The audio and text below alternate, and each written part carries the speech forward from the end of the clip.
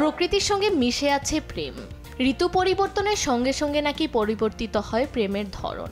এই যেমন এমনই এক বৃষ্টি মুখর দিনে প্রেমের শুরু হয়েছিল সুহিনী আর শুভনের জীবনে। ঠিক 1 বছর পর এই দিনেই আইনি মতে বিয়ে বন্ধনে আবদ্ধ হন তারা।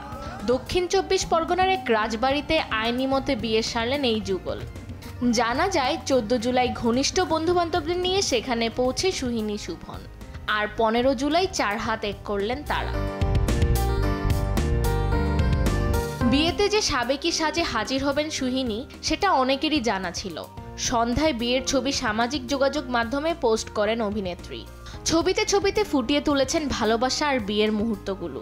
ক্যাপশনে লিখেছেন, দেখা হওয়ার 1 বছরে একই সঙ্গে একই ঘরে।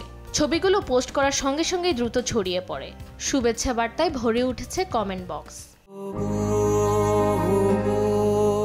সম্প্রতি মুক্তি পেয়েছে সুহিনীর সিনেমা অথৈ।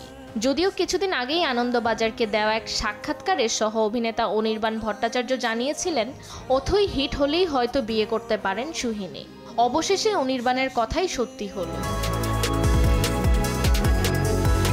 শুধু তাই নয়, শুভন সুহিনীর প্রেমের সাক্ষী নাকি ইমন চক্রবর্তী। গত বছর যিশু সেনগুপ্তের উদ্যোগে নজরুল মঞ্চে 22 শ্রাবণের অনুষ্ঠানে শুরু হয়েছিল সুহিনী শুভনের প্রেম কাহিনী, আর তারপর থেকেই প্রেমের পথে হাঁটতে থাকেন তারা। এর আগে মডেল অভিনেতা রঞ্জয়ের সঙ্গে লিভ ইন সম্পর্কের ইতি টানার পর গায়ক শুভন গাঙ্গুলির সঙ্গে সম্পর্কে জড়ান সুহিনী সরকার। কয়েক মাস আগে গুঞ্জন রটেছিল বিদেশে ছুটি কাটাতে গিয়ে বাগদান সেরেছেন এই যুগল। যদিও এই গুঞ্জন মিথ্যা বলে দাবি করেন সুহিনী। 2006 সালে টিভি ধারাবাহিকের মাধ্যমে অভিনয়ে পা রাখেন সুহিনী সরকার। তারপর ওগো সুন্দরী ও দ্বিতীয়া ভূমিকন্যা ধারাবাহিকে অভিনয় করেন। তবে 2011 সালে অদিতিয়া ধারাবাহিকের নাম ভূমিকায় অভিনয় করে নজর কাড়েন তিনি। 2013 সালে রূপকথা নয় সিনেমার মাধ্যমে বড় পর্দায় অভিষেক ঘটে সুহিনী সরকারের। একই বছর ফোরিং সিনেমায় অভিনয় করে নজর কাড়েন তিনি।